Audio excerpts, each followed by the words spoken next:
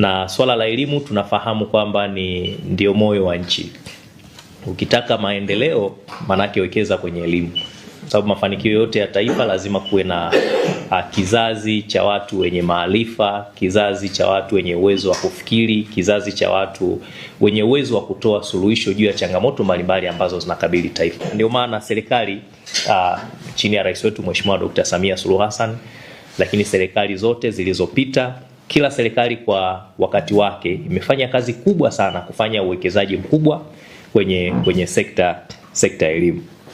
Lakini kikubwa zaidi sote tunajua na tumeshiriki kwenye eneo la maboresho ya elimu. Sababu maboresho ya elimu sio tu kwenye eneo la kujenga miundombinu. Tunaweza tukawa na majengo mazuri sana, tunaweza tukawa na maabara, tunaweza tukawa na miundombinu mingine yote ambayo inahitajika kwenye shule zetu za msingi, lakini kwenye shule za sekondari. Lakini tukikosa kuwa na mfumo ambao ni bora, ambao utawezesha kuweza kumwandaa mtoto anapomaliza kwenye ngazi fulani kuwa na uwezo ule unaohitajika kwa ajili ya kuweza kukabiliana na mazingira yake, manake hatuwezi kufikia yale malengo ambayo tunayotarajia. Ndio maana serikali ikaona haja ya kuweza kupitia na kufanya maboresho ya mfumo wetu wa elimu, na tukaipitia upya sera yetu ya elimu ya mwaka 2014, na sasa hivi tuna sera ile ya elimu ya mwaka 2014, lakini toleo la mwaka 2023.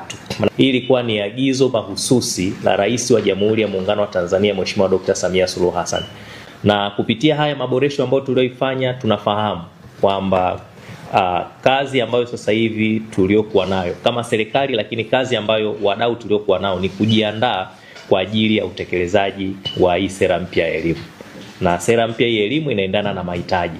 Utekelezaji wa hii miongozo, hii mitaala ambayo ni mipya au sera ya elimu haitegemei tu serikali peke yake, lakini inawategemea wadau wa elimu. Kama unavyofahamu, ukimpokea mtu kwa ukarimu anakuja kuweka makazi. Kwa hiyo mtandao wa elimu tunawaahidi, sisi huwa tunafanya kwa vitendo, hatuongee alafu tukaacha kutekeleza. Tukisema tunafanya kwa vitendo tunamaanisha. Tayari kuna miradi ambayo iko katika hatua za awali, kama huo wa Motisha kwa Walimu upo miaka 5. Na Songwe tuko Momba pamoja na Ileje. Kwa hiyo kuna miradi mingine nimesikia kuchimba visima, kuboresha miundombinu. Kwa hiyo Songwe tumekuja na tutaendelea kuwepo. Kwanza yani gawe sio tu ya wiki moja. Tutakuwepo zaidi ya miaka 5 kwa ajili ya kuweka msingi mzuri, kusaidiana, kucomplement kile ambacho wadau wa serikali tunafanya ili kuhakikisha tunaboresha elimu iliyo bora na jumuishi bila kumwacha mtoto yoyote nyuma.